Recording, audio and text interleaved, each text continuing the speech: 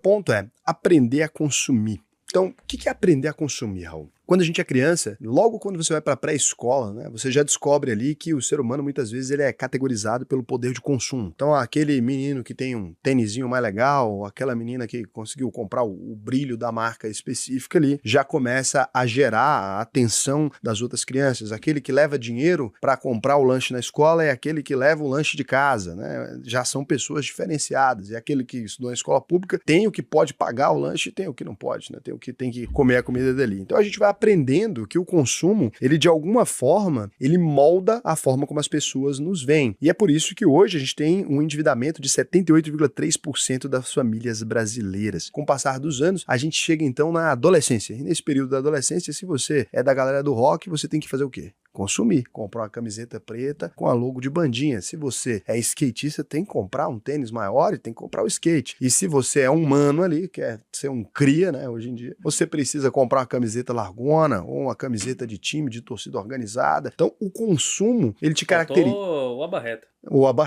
O abarreta, né, da Eni, assim. Tá?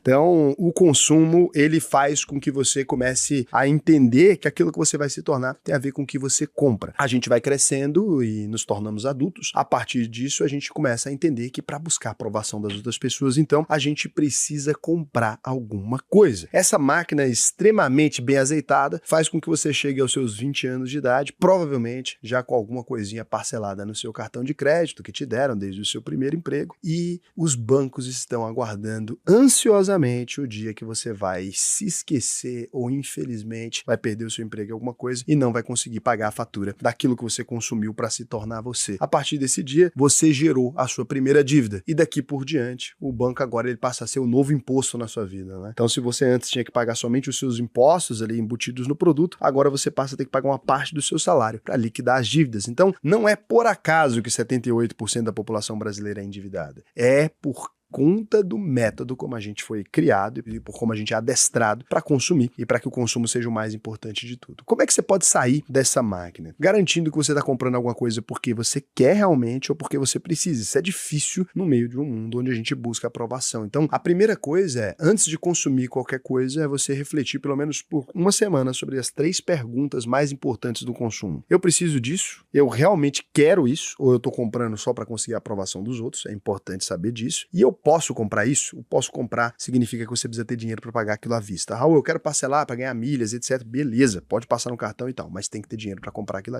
à vista. Se você conseguir se fazer essas perguntas e não comprar coisas que você não saiu de casa com o objetivo de comprar, ou não pedir coisas pela internet em um dia, né, esperar pelo menos uma semana, você começa a quebrar a lógica do consumo por impulso e quebrar a lógica de comprar para aparecer para as outras pessoas. Simplesmente de você fazer isso, simplesmente de você decidir isso, você passa a ser um ser humano muito mais capaz de cuidar das suas finanças. Porque normalmente aquilo que prejudica as finanças da classe média e acima disso, né? E do pobre muitas vezes também, aquela necessidade de comprar para poder pertencer, para poder fazer parte de alguma maneira. E, cara, sendo bem honesto, depois que você compra isso, você não vai sentir absolutamente prazer nenhum, né? Só sente desespero. Então você vai passar o seu cartão imediatamente naquilo ali e no momento seguinte você vai estar ali arrependido, pensando em como é que você vai fazer para pagar, e você poderia ter uma vida muito mais confortável, com menos objetos muitas vezes e com um pouco mais de qualidade de vida, poder aproveitar melhor o seu tempo, não ter que fazer sei lá quantas horas extras. Então, refletir sobre o seu consumo é primordial. Eu confesso que eu demorei muito tempo para aprender a fazer isso. Uma das coisas que eu mais demorei na vida foi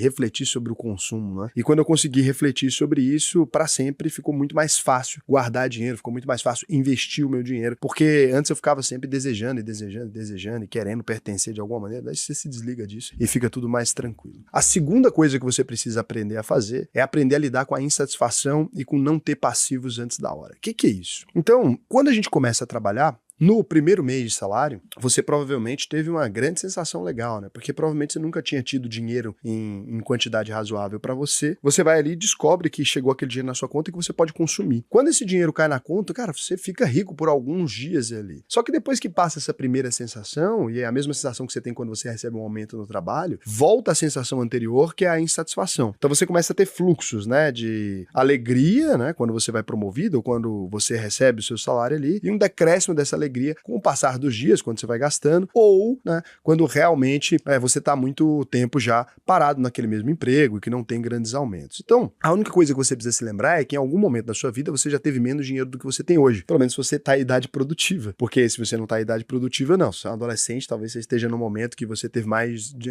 menos dinheiro na vida. Pode ser que tem um mês que você ganhou mais, outro mês que você ganhou menos. Mas para quem trabalha, no geral, a gente vai tendo uma progressão até chegar em determinada idade. Como era a sua vida quando você começou a trabalhar? Te faltava dinheiro ou te sobrava dinheiro? Nunca sobrou, né? Sempre fica faltando. Então a insatisfação é eterna. E aí o que você precisa fazer é tomar cuidado para não cair nessa armadilha e começar a achar que no primeiro mês que você ganhou dinheiro ali, ou que no segundo, terceiro, que você pode começar a gastar feito louco. A maioria das pessoas vão ali, compram um carro que elas não podem pagar, é o tal do médico pobre do áudio, né? O cara tem ali, a única coisa que ele tem é dinheiro para pagar uma parcela de um carro, não tem mais nada na vida. O médico, engenheiro, um monte de gente que ganha mais dinheiro. Essa pessoa pega e imobiliza tudo aquilo ali, então ela coloca o dinheiro dela para trabalhar pelos passivos, ela não aproveita a vida, muitas vezes mora num aluguel mais caro que poderia bancar, compra um carro mais caro do que poderia bancar, vai em bares mais caros do que poderia bancar, e ela acaba trabalhando a vida inteira sem construir absolutamente nada, simplesmente porque ela não sabe lidar com essa insatisfação de não poder consumir uma coisa ainda, ou de ver outra pessoa fazendo e não poder. Quando eu comecei a trabalhar, né, e que eu comecei a ganhar dinheiro, quando eu cheguei à carreira de executivo ali,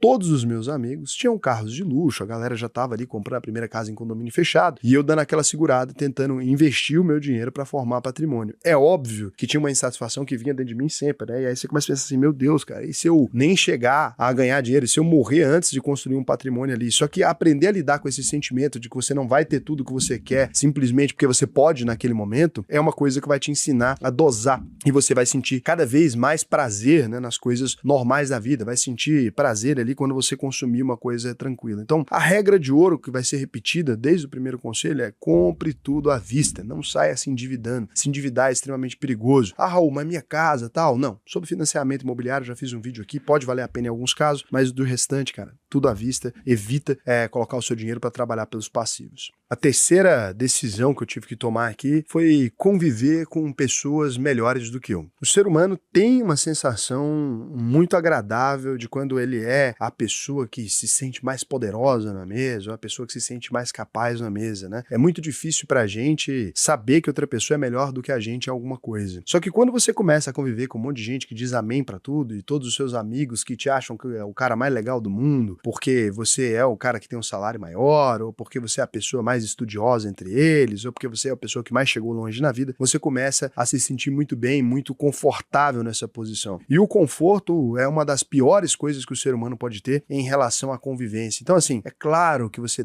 pode ter os seus amigos de colégio, pode ter os seus amigos de ir pra resenha, de ir pra um boteco e tal, mas você nunca deve tirar do seu círculo de amizade aquela pessoa que te faz se sentir provocado. Ah, Raul, o que é isso? É uma pessoa que tem mais dinheiro que eu necessariamente? É claro que não, né? Tem gente ali que, um amigo seu que ele é muito mais estudioso, que ele se dedica muito mais, e que ele lê muito mais, e que ele conversa muito mais sobre coisas da vida, e que frequentemente ele te corrige com informação ou com outra, tenta te levar pra algum lugar, ou mesmo uma pessoa que sim, tenha mais dinheiro que você, esteja num trabalho melhor, né? Vocês começaram no mesmo bairro, na mesma escola, hoje em dia o cara tá lá em cima, você tá num ponto ali que você não consegue, conviver com essa pessoa vai te fazer bem, porque mostra um vislumbre daquilo que você pode alcançar. A gente, quando nasce na classe média aí, na classe média baixa, na classe média mesmo, ou na pobreza, a gente costuma ter uma dificuldade de imaginar como é que é a vida fora disso. Você não tem nem a capacidade de sonhar, porque você não conhece as coisas do mundo. Eu nunca poderia imaginar, por exemplo, que existia um hotel 5 estrelas igual o Roosevelt em São Paulo. Então eu não podia nem sonhar com aquilo, até sonhar era tirado de mim, porque eu não sabia nem que aquilo existia. Então quando você começa a entender que existe um mundo fora daquele que você conhece, existe uma coisa que abre sua cabeça, nem que seja na machadada. Conhecer esse mundo dessa maneira vai te fazer sentir vontade de chegar naquele outro lugar, vai te fazer ter um incômodo, que é isso, essa insatisfação, aquele incômodo que você vai ter com relação a essa possibilidade, e vai fazer você se dedicar mais para tentar chegar naquele lugar. Raul, a gente já trabalha o dia inteiro, a gente tá falando que precisa esforçar mais, como assim o brasileiro é um dos povos que mais trabalha no mundo? Ah, você não sabia, né? Porque a pessoa, o guru sempre te diz que o brasileiro é preguiçoso, mentira pra caralho, a gente é uma das pessoas que mais trabalha no mundo, tá? Ah, Raul, é um dos países com mais feriado e com menos descanso, é com o pessoal mais faz hora extra, o pessoal sai do emprego, vai vender espetinho na porta de sei lá do que, então tá, a vida do brasileiro é difícil, só Só que, se você só vislumbrar vida difícil, vida difícil, vida difícil, vida difícil, seu vizinho da vida difícil, seu amigo da vida difícil, tal que da vida difícil, que não tem ninguém que chegou no outro patamar, você vai ficar preso nisso pra sempre, porque o ser humano, ele aprende pelo exemplo. Não tem nada mais que ensina a gente do que o exemplo. Então, por exemplo, você não sabia falar. Você chegou e nasceu no mundo sem saber falar, sem saber pronunciar qualquer palavra. Simplesmente observando seus pais, né? Falando, ó, isso aqui maçã. E sabendo, uma hora, você acerta uma maçã, alguém te dá uma maçã, você fala, pô, do c... Então você vai aprendendo ali. É por isso que muitas vezes os filhos seguem a profissão dos pais e etc, e aquela coisa toda. Então, se você não tiver um referencial, você não consegue crescer. E uma coisa que consegue manter, né, o pobre no lugar dele pro resto da vida é a falta de referência. Porque assim, a única coisa que o pobre vê que ficou rico ali é um jogador de futebol. Aí ele vai jogar bola, não tem o talento. Eu, por exemplo, não tenho. Aí ele vê ali, o que mais que deu certo? O cara é um menino que formou em medicina. Vai olhar o preço de uma faculdade de medicina, é 10 mil reais. Na escola pública tem dificuldade para passar porque não tinha a média superior ali que precisa, porque a maioria das pessoas não tem. Então, ele fala assim, porra, dava pra eu virar médico, jogador de futebol, e é isso, já acabou. Não tenho muito mais o que eu poderia ser aqui. Vez ou outra, ele viu uma pessoa que abriu um supermercadinho e funcionou. Então, a referência do pobre é extremamente pequena. E é por isso que impede, inclusive, de sonhar. Então, se você não conviver com gente que te dá outro referencial, que seja alguém ali, ó, de outro lugar e tudo, você não vai conseguir ir pra lugar nenhum. Isso aqui dói, é complicado, porque você vai ter que ver as diferenças, as desigualdades, né? Mas é uma coisa que pode te promover e fazer você chegar em certo lugar. E se eu não conheço ninguém, se eu não tenho essa referência próxima a mim, o que eu posso fazer pra chegar lá? Sempre tem, porque se você tem um emprego, na empresa que você trabalha, tem o gerente e tem o porteiro.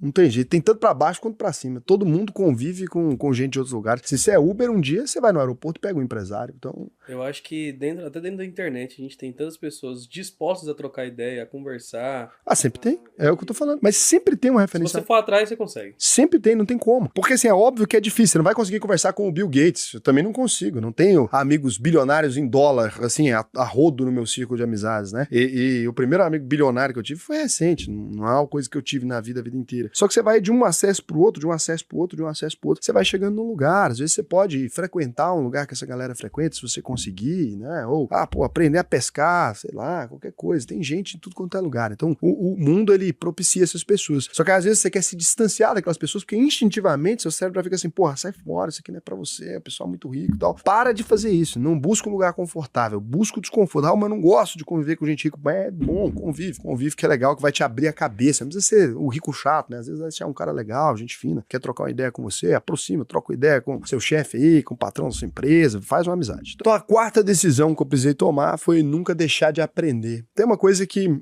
eu vi acontecer em diversos lugares e ainda vejo, né? Se você pergunta pra alguém que conseguiu sair de uma pobreza ali e chegar num determinado lugar, se essa pessoa ainda estuda, normalmente a pessoa fala, pô, quando eu estudei pra passar num concurso ali, foi tão cansativo que eu nunca mais estudei. Aí até o médico, né? Nossa, eu estudei pra caramba, cheguei ali, quando eu consegui me formar, aí agora é só trabalhar, não preciso mais estudar, graças a Deus. E assim você vai ver a maior parte dos profissionais falando, né? Com exceção a um ou outro ali. Acontece que se você deixa de se aprimorar, você tá parando e estacionando a sua vida num lugar específico. Então, assim, se tem uma coisa que eu gasto dinheiro hoje em dia é com conhecimento. Então, pô, faço curso em site sales, sei que lá, todo dia vou fazer aprofundamento em empresa, estudo legislação tributária de países diferentes. Então, todo dia eu tô procurando alguma coisa para aprender. E por quê, né? Porque esse aprendizado, uma vez ou outra, é o que vai te dar aquele estalo de falar, putz, eu posso mudar de área aqui, ou não, tem uma especialização dentro do meu mercado de trabalho que tá pagando mais e tal. E muitas vezes as pessoas mais pobres e a classe média ali deixa de estudar porque enxerga o estudo como uma ferramenta para se conseguir um emprego, né? E não é culpa sua. A gente é ensinado isso na escola. Então, assim, ó, você vai estudar isso aqui, você conseguiu um emprego. Isso aqui, você conseguiu um emprego. Isso aqui, você conseguiu um emprego. Conseguiu um emprego, parou. Porque o objetivo da escola, no geral, do jeito que ela é configurada hoje em dia, é treinar operário, né? Você pega ali, o sininho toca determinado